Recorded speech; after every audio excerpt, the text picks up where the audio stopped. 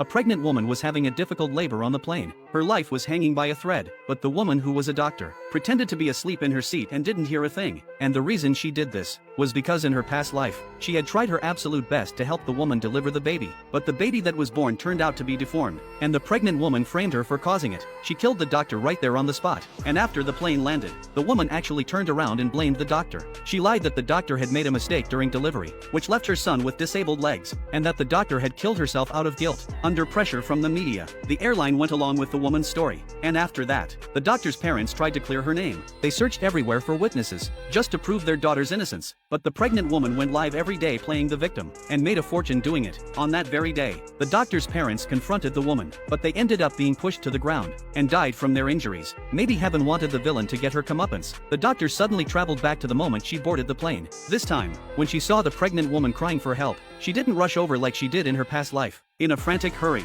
she just sat in her seat and watched the show. The other passengers were all afraid of getting involved. None of them had any intention of helping. As the pregnant woman screamed louder, her husband started yelling at the flight attendants, telling them to find someone to help quickly. But unexpectedly, a flight attendant approached the doctor and asked her to step in and save the woman. The doctor was confused how they knew she was a doctor, until the attendant pulled out the passenger manifest. That's when she remembered she was late for boarding. She had shown her medical ID to use the priority lane. The doctor immediately felt annoyed. She knew refusing would get her cancelled online, so she decided to play it by ear.